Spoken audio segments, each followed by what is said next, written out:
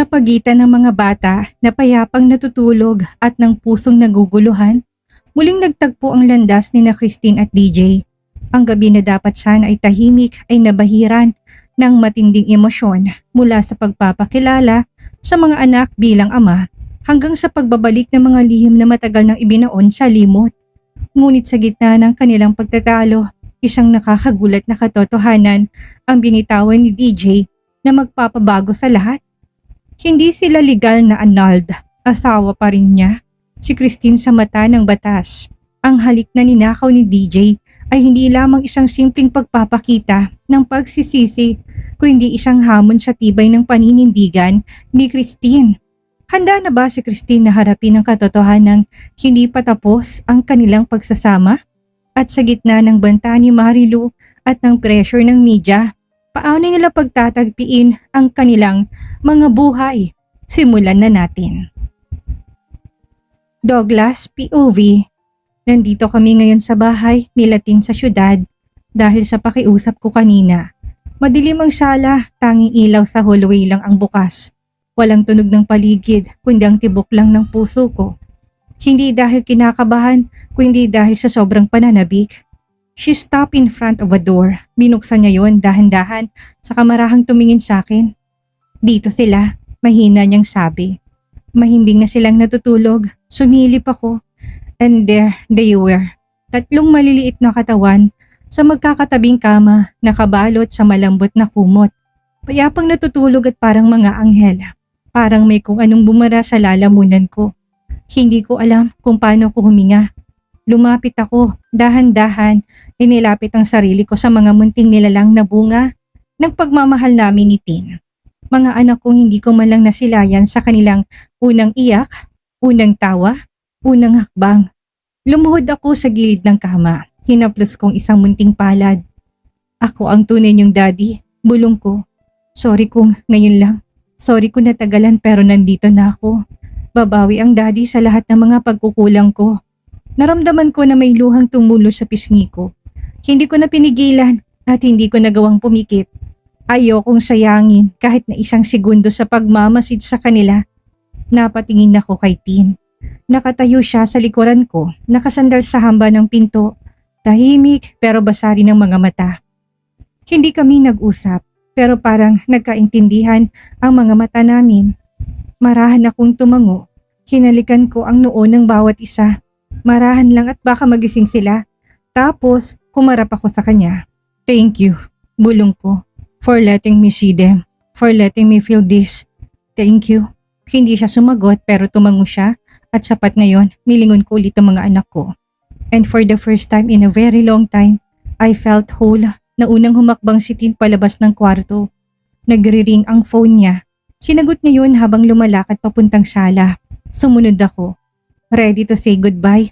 Babalik pa ako sa ospital, marami pa akong kailangang asikasuhin sa kalagayan ni Don Francis.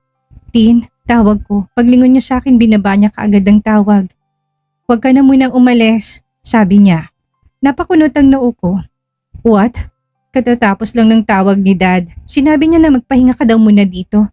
Nagulat man pero sa loob ko natawa ako. Hindi ako ipokrito. Gusto ko yung idea. Gusto ko dito lang ako sa tabi nila. Kahit na hindi kami magkatabi sa kama. Sige, dito na lang ako sa couch. Sa sala, kunwari sagot ko. Bahala ka, tipid niyang sagot. Naglakad ako papunta sa couch, kumuha ng throw pillow at humiga.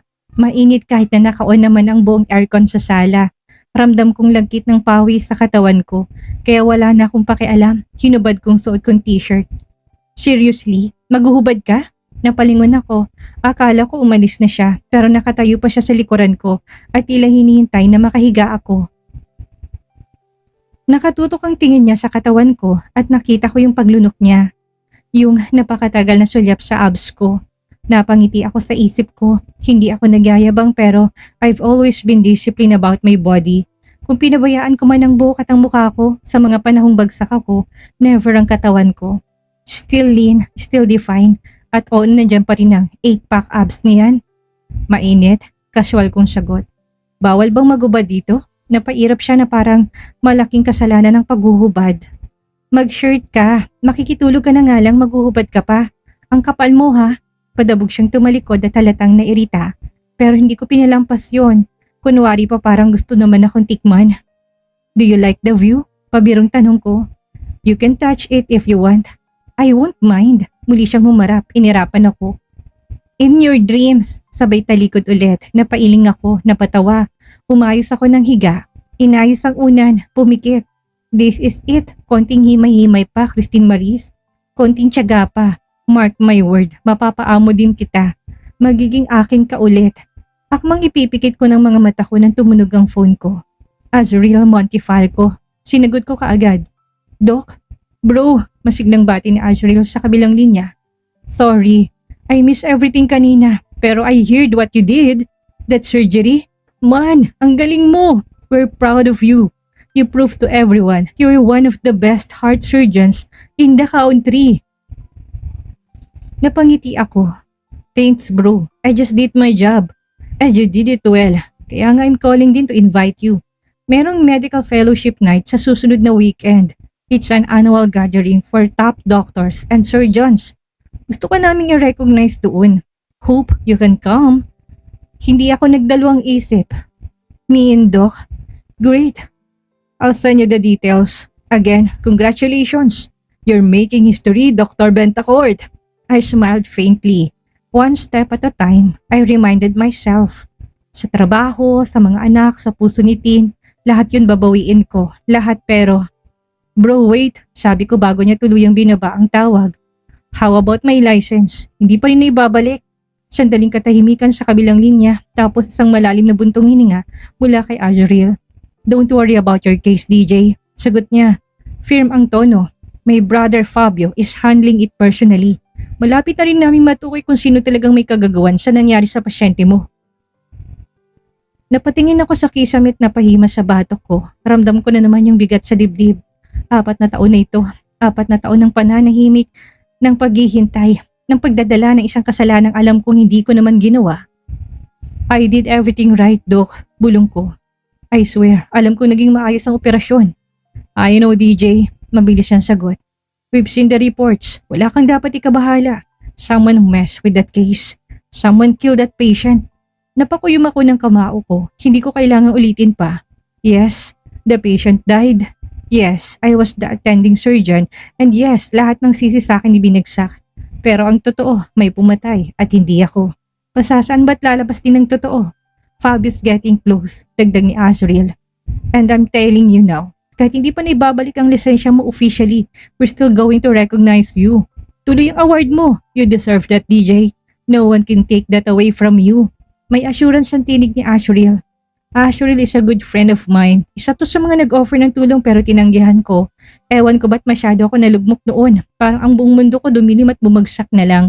Ang pagkawala ni Christine sa buhay ko ay siyang pinakamalaking dagok na nangyari sa buong buhay ko. Pero now I have many reasons para ayusin ang lahat. Hindi ko alam kung ano sasabihin. Gusto kong umiti. Gusto kong matawa pero mas gusto kong umiyak. Thanks bro. Mahinang sagot ko. That means a lot. By the way, sabi niya, parang biglang may naalala. You might want to know, Maril is coming. Agad ako napaangat ng kilay. Darating siya? Tanong ko. Yeah, I know what she did sa birthday party ni Tin. Krista told me everything. Napahigpit ang hawak ko sa cellphone. May nagbigay sa akin ng video, Azriel. Tahimik kong sabi. 2 years ago pa ito pero hindi ko binigyang pansin. Alam ko na magitan sa kanila ni Mayor. Sa ginawa sa birthday party ni Tin, gusto niya ng maruming laban? I'm giving it back to her. Sa harap ng lahat. Good, sagot ni Azriel. She'll be there. Make sure you're be ready. Tumango ako kahit na alam kong hindi niya ako nakikita. I will be. Sagot ko, this time ako nang nagtapos ng tawag. Hawak ko pa rin ng cellphone, nakatitig sa screen. Sa event na yon, hindi lang pangalan kong ibabalik ko. Ibabalik ko rin ang respeto nila sa akin at tiwala ng mga tao. Lalo na si Christine. Pagkababa ko ng tawag, ibinalik ko ng cellphone sa ibabaw ng center table. I flopped back onto the couch, closed my eyes and let my body finally rest. Ang daming nangyari ngayon, parang isang buong emosyon ang pinagsiksik sa isang araw. Pero kahit papano, gumaan. I finally allowed myself to drift. Kinabukasan may daliring tumutusok-tusok sa pisngi ko. He's still asleep. Poke his nose again. Maybe he'll snore. Hush, Kole. Stop poking. You're gonna wake him up for real. May sunod-sunod na hagik-hikan, mga boses ng bata. Maliit, pilyo, pero musika sa tenga ko. I tried to ignore it, pero mas lalo pa silang lumapit. Is he dead? Kael, don't say that. That's rude. I'm just checking. He looks so stiff. I let out a groggy groan at nagdesisyong buksan ang mga mata ko at nakita ko ang triplets. Si Kael nakasampa na sa gilid ng sofa, eyes wide and mischievous. Kole holding a pencil an inch from my nose and Danaya, arms crossed, trying to stop the chaos. Good morning, bungad ko, boses kong paos at inaantok pa. Good morning, Mr. Sleepyhead! Bati ni Kole, grinning. You sleep like a rock. Why are you even sleeping here? Tanong ni Kael, nakakunot noo. Do you not have a bed or a house? Kole? Danaya snapped. Don't be mean. I'm just asking. Napangiti ako. I'm just visiting, sagot ko. And the couch was comfy enough. Well, you snore, Kole teased. Like, ginawa pa niyang tunog. Stop that! Si Danaya ulit. Then she turned to me. Are you okay, Daddy? Tanong niya sa boses sa sobrang concern. Her voice was soft, only she knew. Only she called me that. Tumango ako. Yeah, baby, I'm okay. She smiled, that kind of smile only your daughter could give you, one that forgives, understands, and welcomes you home. Wait, what? Chorus ni Kole at Kael. Did he just call you baby? Bulong ni Kole. That's so weird, ani Kole. Who even says that? She's sweet and smart, that is why, sabi ko. Ew! Sabay nilang sigaw. Baby! Baby Danaya! Tukso ni Kole. Your daddy's baby! Shut up, Kole! Sabi ni Danaya. Pero nahiya rin kahit papano. She tried to act annoyed pero namumula ang pisngi niya. Tumawa ako, sobrang ingay nila. Makulit but real. Sila yung araw ko ngayon. At kung ano man ang kahapon, wala yun kumpara sa umagang ito. Si Danay nakatingin lang pero ang tingin niya yung parang gusto niyang yakapin ako ng mahigpit. Sapat na, baka hindi pa alam nila Kole at Kael na ako talagang daddy nila. Maybe not today, but soon they will.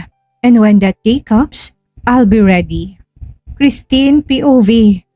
Pagkababa ng tawag, hindi na ako nag-aksaya ng oras. Mabilis ang hakbang ko pababa ng hagdan. Tumawag si Daddy, gising na raw si Lolo Francis. Thank God, pinapupunta na kami ni DJ sa ospital. Hindi raw niya makontak si DJ kaya sa akin tumawag. Pagdating ko sa sala, bumungad sa akin ng 3 bata. Nagtatawanan, nakikipagpulitan kay DJ. Nakaupo sa couch at mukhang bagong gising pero halatang natutunaw sa presensya ng mga anak niya. Si Kole at Kael, salitan sa pangungulit. Si Danaya naman nakatayo lang sa tabi niya. Tahimik pero nakangiti. Yung klaseng ngiti na hindi mo mapipilit sa bata kung hindi totoo. Napahinto ako sa gitna ng dagdanan. Sandali lang at pinagmasdan ko sila. Totoo nga siguro yung sinasabi na minsan kahit gaano kasakit ang nakaraan, nakakalimot din ang puso kapag nakita mo kung anong meron ngayon. Si Danaya, siya lang ang may alam. Narinig niyang pagtatalo namin ni DJ nung gabi ng birthday ko. Hindi ko akalaing nandun pala siya, nakatayo sa labas ng pinto. Is it true, Mommy? Yun lang ang tanong niya. Yes, maikling sagot ko. Hindi na siya nagsalita pa, pero simula noon napansin ko na mas lalo siyang naging bibo. Mas ramdamang tuwa sa kilos niya tuwing nandyan ito. Matalino si Danaya. She understand more than I ever gave her credit for. Umiling ako, hindi ko alam kung papayagan ko pa ba si DJ na muling pumasok sa buhay namin. Hindi ganun kadali, hindi ganun kabilis. Masakit pa rin, mahirap pa rin. Pero ngayon, may mga bata ng damay. I cleared my throat. Sabay-sabay silang lumingon, tumigil ang ingay. Napangiti ako nang makita kong parang mga sisiw na sabay-sabay tumakbo sa akin. Mommy! Where are you going, Mommy? I knelt down to their level. Hinagod kong olo ni Kole at ni Kael at saka hinalikan sa pisngi si Danaya. Babies, Mommy and Uncle DJ need to go to the hospital. Gising na si Lolo Francis nyo. Really? Sabay-sabay ang boses, namilog ang mga mata. Can we come? No, I said gently. Bawal ang kids sa ospital. Maybe next time, okay? Ah! Don't worry, we'll tell Lolo you all said hi. Nilapit kong palad ko sa mukha ni Cole. Pinisil-pisil ang pisngi niya. Si Danaya tumangulang. It's okay, Mommy. We'll wait here. Okay, Mommy. Sagot ni Kael. Ngumiti ako. Tumayo sa katumingin sa katulong. Please, keep them busy ha. Baka mamaya sirain na naman yung vase sa hallway. Yes, Ma'am. Huwag po kayo mag-alala. Humarap ako kay DJ. Let's go. Dad said Lola's awake. We need to be there now. Tumango siya't nagmamadaling sinuot ang shirt habang sumunod sa akin palabas. Tahimik ang buong biyahe. Nasa backseat kami ni DJ. Pareho kaming walang imik. Nakatingin lang ako sa labas habang tinatahak na sasakyan ang daan papuntang ospital. Gusto ko sanang huminga ng malalim pero parang wala nang espasyo sa dibdib ko para sa kahit na anong bigat pa. Biglang tumunog ang phone ko sa loob ng bag. Mabilis kong kinuha at tinap ang screen. Si Gemma, sinagot ko kaagad. Hello? Tin, kamusta? Kamusta si Lolo Francis? What the hell was that video? Sunod-sunod niyang tanong. Napapikit ako. Gemma, not now please. Press is already haunting us. They're demanding statement. They want you to explain. I grow and pinch the bridge of my nose. You handle it muna. I'm exhausted, Gemma. I can't deal with that right now. My grandfather just woke up after almost dying last night. Sa ngayon siya na muna. Not the press, not that stupid video, not this chaos. Tumahimik si Gemma sa kabilang linya pero ramdam kong naghihintay siya ng something more. I'll answer the press, okay? Hindi ko itatanggi yung video. Yes, it was real. Totoo yung nasa video but I'm not ready to talk about it in front of the cameras just yet. Napakagat ako sa labi, galit pa rin. Tell them what they want to hear just by being time, Gemma. I gritted my teeth. Kapag nakita ko si Marilu, I swear to God, babalatan ko talaga siya ng buhay. She did this. She's the reason why Lolo collapsed. Kuminga ko ng malalim pero puno pa rin ng inis ang dibdib ko. That woman ruined my life. And now she's still at it. Kailan ba siya titigil? Kailan niya ba ako titigilan? Please, Gemma, you deal with them muna. Please. Hindi ko na hinintay ang sagot niya. I ended the call. Turned off my phone at binalik ko to sa bag. Then I leaned back on the seat, eyes closed, trying hard not to explode again. Kasalanan ni Marilu lahat ng ito. Dahil sa kanya muntik na ako mawala ng lolo. Dahil sa kanya, parang bumalik lahat ng sugat na pinilit ko ng kalimutan. What should I do with her? Tuluyan na nahimik ang loob ng sasakyan pero sa loob ko, naglalagablab ang galit. Minulat ko ang mga mata ko. I stared out the window habang nilalamon na katahimikan ng loob ng sasakyan. I thought I could keep it together. I thought kaya ko pa. Pero biglang nagsalita si DJ. I'll talk to the press. Mahina pero buo ang boses niya. Ako ang haharap. I'll take the blame. I'll clear your name, Tin. Kasi ako naman talagang may kasalanan. I stared at him for a second. Then laughed bitterly. Tama lang. You should because thanks to your woman, my life is still a mess. Tin, no. Shut up. Tinuro ko siya't naging hindi ako lumingon.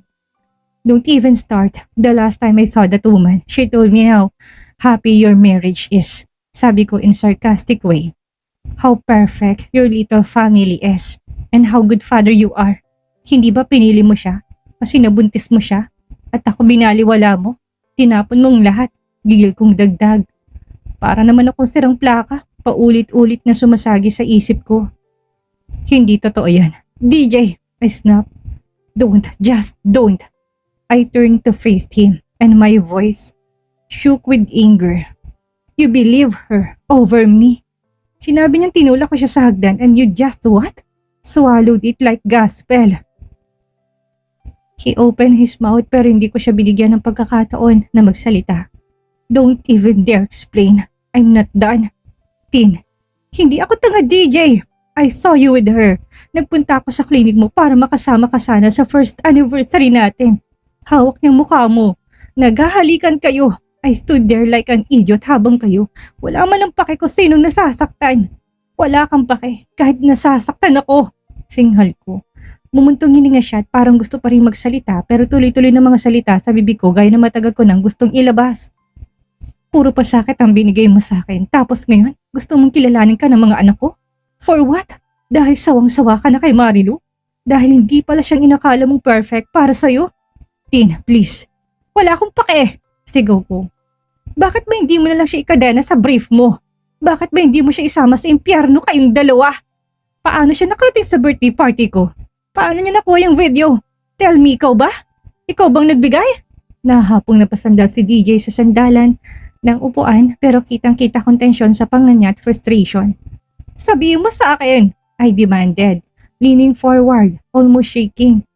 Gusto mong linisin ang pangalan ko ngayon? Bakit hindi yung sarili mong linisin mo? Nakakainis ka. Siyang pinili mo, hindi ba? Hindi ko siya pinili. Finally, he said through gritted teeth. At hindi ko siya asawa. At lalong wala kaming anak. I rolled my eyes. Luma na yung script mo. Try harder. Hindi ko siya pinilitin. Dahil hindi ko siya mahal at lalong hindi ko siya pinakasalan. I stared at him, confused. Really? Well, I don't care. Pero least justified na anal tayo. I murmured. Inis na inis talaga ako. His jaw clenched. We're not annulled. Natahimik ako saglit. What? I said hindi tayo annulled. Asawa pa rin kita.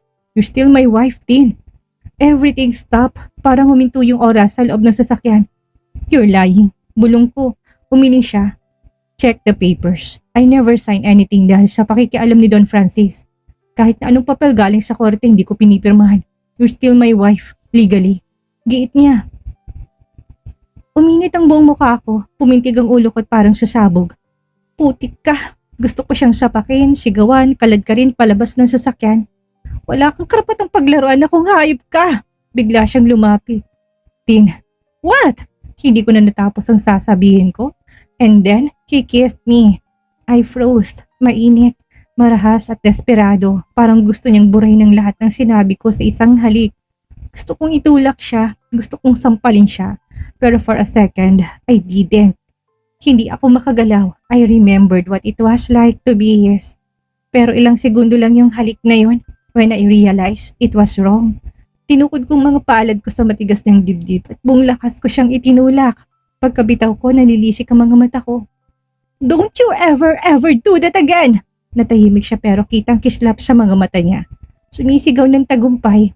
Wisit ka, DJ. Sino ka para nakauna ko ng halik? Asik ko. Kunwari pinupunasan ng labi ko ng kamay ko. Napatingin ako sa kanya. Galit, I could see the tension in his jaw. The desperation in his eyes. You're still my wife, Christine. Mababa ang boses nito. Paus na halos and no one can take that away from us. Ay nako, heto na naman tayo. Yung tipong akala natin mahinahon ng lahat. Bigla na namang may pasabog na magpapagulo sa isipan ni Christine. Sino ba naman ang hindi mabibigla sa revelasyon na hindi pala annulled ang kasal nila? Sa gitna ng sakit, galit at paghahangad ng hustisya, ang balitang ito ay parang bombang sumabog sa loob ng sasakyan. Kitang-kita natin ang contrast ng emosyon. Ang lambing ni DJ sa kanyang mga anak at ang pagiging defensive at fierce naman ni Christine sa harap ng mga pagtatangka ni DJ na ayusin ang nakaraan. Ang halik na yon, siguradong marami sa inyo ang nagulat. Iisa itong halik ng desperasyon, pag-asa at pagmamayari na pilit na itinutulak palayo ni Christine. Ang aral ngayong gabi, ang kasal ay hindi lang pirma sa papel, kundi isang sumpa na hindi basta-basta natatapos sa galit.